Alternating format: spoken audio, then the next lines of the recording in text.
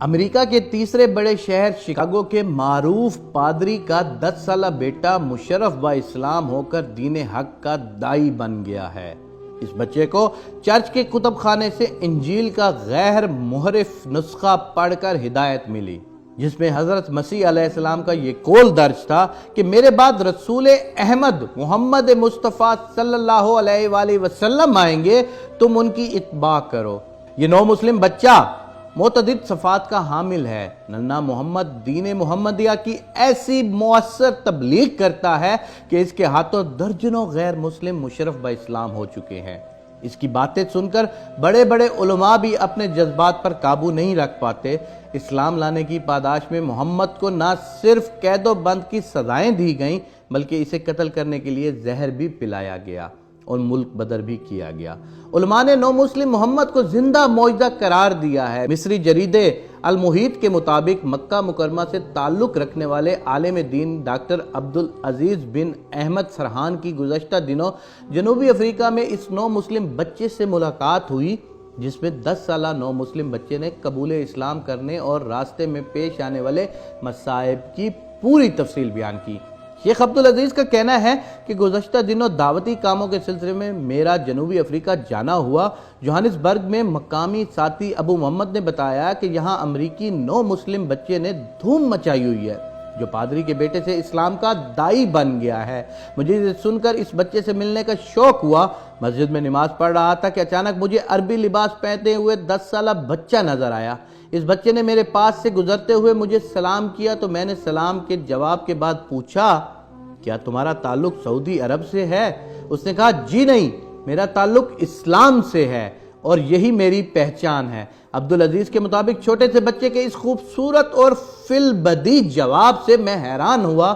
پوچھا کہ تم نے یہ لباس کیوں پہن رکھا ہے؟ اس نے کہا، یہ اسلام کے مرکز سعودی عرب کا لباس ہے، میں اسے پسند کرتا ہوں۔ میری اس سے گفتگو جاری تھی کہ اس دوران مقامی شخص کا وہاں سے گزر ہوا۔ اس نے کہا کہ شاید آپ اس بچے کو نہیں جانتے۔ اس سے پوچھے اس نے اسلام کیسے قبول کیا؟ چونکہ میں نے اس بارے میں پہلے بھی سن رکھا تھا، مجھے اس بچے کی زبانی اس کی قبول اسلام کی کہانی سننے کا شوق پیدا ہوا۔ نماز سے فارغ ہو کر میں نے اس بچے کو اپنی کہانی سنانے کا کہا تو اس نے پوچھا کہ آپ کا تعلق کہاں سے ہے؟ میں نے کہا، مکہ مکرمہ سے۔ یہ سننا تھا کہ وہ بچہ میرے ساتھ لپٹ پڑا اور میرے ہاتھوں کو چومتے ہوئے کہنے لگا، مکہ سے، اس مکہ سے جو اللہ کا شہر ہے۔ میں کتنا خوش نصیب ہوں، میری آنکھیں اس شخص کا دیدار کر رہی ہیں جس کا تعلق مکہ مکرمہ سے ہے۔ میں نے اس سے کہا، بیٹے تجھے تیرے رب کی قسم مجھے اپنے اسلام قبول کرنے کی کہانی سنا۔ تو اس بچے نے کہا، میرا نیا اور اسلامی نام محمد ہے، میں اپنا پرانا اور عیسائی نام لینا نہیں چاہتا۔ میں امریکی شہر شکاگو کے معروف کیتھولک پادری جیمز کا بیٹا ہوں۔ میرے والد نے مجھے کلیسا کے زیر انتظام چلنے والے ایک سکول میں داخل کیا اور عیسائی تعلیمات کے مطابق میری تعلیم و تربیت کا انتظام کیا۔ میرے والد مجھ سے بہت پیار کرتے تھے، اس لیے اکثر مجھے اپنے ساتھ چرچ لے جاتے تھے۔ چرچ سے متصل ہزاروں مذہبی اور غیر مذہبی کتابوں پر مشتمل ایک بڑا کتب خانہ ہے۔ میرے والد اکثر وہاں سے بیٹھ کر کتابوں کا مطالعہ کرتے تھے، اس دوران میں بھی ان کے پاس بیٹھ جاتا تھا اور مطالعہ کرتا تھا۔ وہ مجھے بچوں کی کہانیاں اور دلچسپ مسیحی قصوں پر مشتمل کتابیں اور رسالے دیتے تھے۔ ایک دن میں اپنے والد کے ساتھ مذکورہ کتب خانے میں کوئی کتاب ڈھونڈ رہا تھا کہ اچانک میری نظر ایک پرانی کتاب پر پڑی۔ یہ انجیل کا قدیم نسخہ تھا۔ میں نے جب اسے پڑھنا شروع کیا تو ایک عبارت پر آ کر میری نظر اٹک گئی۔ لکھا تھا، اور مسیح نے فرمایا کہ میرے بعد رسول عربی آئیں گے جن کا نام احمد ہوگا، تم ان کی اطاعت کرو۔ یہ عبارت مجھے عجیب سی لگی۔ میں نے اپنے والد سے پوچھا کہ ابو، یہ رسول عربی احمد کون ہے جن کا ذکر یسوع مسیح نے کیا ہے؟ کیا وہ آئے ہیں یا ابھی تک ان کا انتظار ہو رہا ہے؟ اس سوال پر میرے والد نے مجھے سخت جھاڑا اور کہا کہ یہ تمہیں رسول عربی کے بارے میں کس نے بتایا؟ میں نے کہا کہ آپ کی کتب خانے میں رکھی کتاب میں پڑھا ہے۔ میں نے والد کو اس بارے میں بتایا تو کہنے لگے، آئندہ اپنی مرضی سے کوئی کتاب مت پڑھنا، یہ سب جھوٹ اور حضرت یسوع مسیح پر بہتان ہے، آپ نے ایسی کوئی بات نہیں کہی۔ میں نے کہا، ابو یہ آپ کیا کہہ رہے ہیں؟ یہ تو انجیل مقدس میں لکھا ہوا ہے۔ شیخ عبدالعزیز کا کہنا ہے کہ ممکن ہے یہ انجیل کا غیر معرف نسخہ ہو جو صدیوں بعد دریافت ہوا ہے۔ عیسائی جانتے ہیں کہ یہی انجیل کا غیر معرف اور اصل نسخہ ہے جس میں نبی آخر الزمان کی بشارت صاف الفاظ میں موجود ہے، مگر عیسائی پادری اسے مانتے نہیں اور عوام سے حتی الامکان اس انجیل کو چھپاتے ہیں۔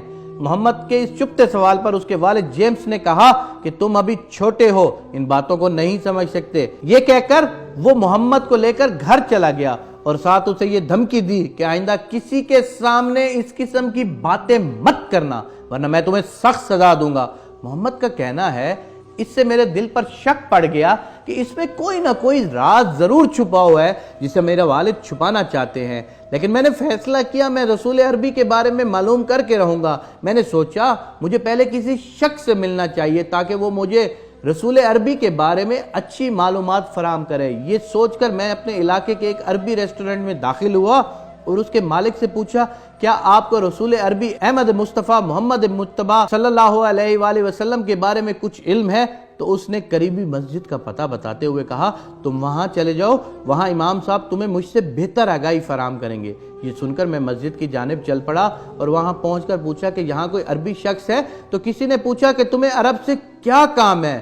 تو میں نے کہا مجھے رسول عربی احمد مصطفیٰ کے بارے میں معلومات چاہیے۔ یہ سن کر اس شخص نے مجھے محبت سے اپنے پاس بٹھایا اور پوچھا تم رسول عربی کے بارے میں کیوں پوچھنا چاہتے ہو؟ میں نے انہیں بتایا کہ میں نے چرچ کے کتب خانے میں رکھی انجیل میں پڑھا ہے کہ یسوع علیہ السلام نے فرمایا ہے کہ میرے بعد ایک رسول عربی صلی اللہ علیہ وآلہ وسلم آئیں گے جن کا نام احمد صلی اللہ علیہ وآلہ وسلم ہوگا، کیا یہ بات درست ہے؟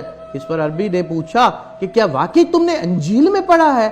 میں نے اس بات میں جواب دیا تو اس نے کہا کہ تم نے جو پڑھا ہے وہ بالکل صحیح پڑھا ہے، رسول عربی آ چکے ہیں، ہم ان پر ایمان لائے اور ہم مسلمان ہیں، ان پر نازل ہونے والی کتاب میں بھی وہی کچھ لکھا ہے جو تم نے انجیل میں پڑھا ہے۔ اس کے بعد ایک شخص انگلش ترجمے والا قرآن لے آیا اور مجھے سورۃ الصف کی اس آیت کا ترجمہ پڑھ کر سنایا جس میں حضرت یسوع مسیح نے فرمایا میرے بعد ایک نبی آئیں گے جن کا نام احمد ہوگا۔ یہ سن کر گویا مجھے میری گم شدہ متاع مل گئی اور میں خوشی سے جھومنے لگا۔ پھر میں نے مسجد میں موجود لوگوں سے کہا کہ میں کس طرح اس نبی کا پیروکار بن سکتا ہوں جس کی مسیح نے بشارت دی ہے۔ انہوں نے کہا یہ بالکل آسان ہے، تم یہ کلمات دہراؤ کہ اللہ کے سوا کوئی معبود نہیں، محمد اس کے بندے اور رسول ہیں، عیسیٰ مریم کے بیٹے ہیں اور اللہ کے رسول ہیں، خدا نہیں ہے۔ میں نے یہ کلمات پڑھ کر اسلام قبول کیا جس پر مجھے ایسی خوشی ملی جو زندگی میں کبھی نہیں ملی تھی۔ میں خوشی میں گھر بھاگا اور اپنے والد کو خوشخبری سنائی۔ یہ خوشخبری سن کر گویا میرے والد پر بجلی گری اور مجھ پر ٹوٹ پڑے اور مجھے گھسیٹ کر ایک کمرے میں لے جا کر میری پٹائی کی اور مجھ سے کہا کہ آئندہ ان لوگوں کے پاس گیا تو تیری خیر نہیں۔ اس کے بعد مجھے گھر کے ایک کمرے میں قید کر دیا گیا، 2 وقت کا کھانا وہیں ہی لایا جاتا اور پھر دروازے کو باہر سے بند کر دیا جاتا۔ تاہم اس کے باوجود میں اپنے موقف پر ڈٹا رہا۔ مسلسل قید سے ایک تو میری پڑھائی متاثر ہونے لگی، دوسرا میرے والد کو خدشہ ہوا کہ اگر پولیس کو پتہ چل گیا کہ میں نے اپنے بچے کو قید کیا ہے تو کیس بن جائے گا، اس لیے 1 ہفتے بعد مجھے رہا کر دیا گیا اور میں سکول جانے لگا۔ سکول میں ہر بچے اور ٹیچر کو اسلام کی دعوت دینا شروع کر دی، جس پر کلیسا کے اسکول کی انتظامیہ نے میرے والد کو نوٹس بھیجا کہ آپ کا بچہ گمراہ ہو گیا ہے اور دوسرے بچوں کے ذہن بھی خراب کر رہا ہے، جس پر میرے والد نے مجھے میرے دادا کے پاس تنزانیہ بھیجنے کا پروگرام بنایا۔ میرے دادا وہاں مشنری خدمات انجام دیتے رہے ہیں۔ اگلے ہفتے مجھے تنزانیہ روانہ کر دیا گیا۔ وہاں پہلے تو دادا نے مجھے نرمی سے سمجھانے کی کوشش کی لیکن میں اپنے موقف پر ڈٹا رہا۔ تنزانیہ میں بھی بہت سے مسلمان تھے، میں ان کے پاس مسجد میں آتا جاتا رہا اور میری اسلامی معلومات میں اضافہ ہوتا رہا۔ امریکہ میں مجھے گھر والوں کی جانب سے زیادہ مار پٹائی کا سامنا نہیں تھا لیکن دادا مجھ پر بدترین تشدد کرنے لگے۔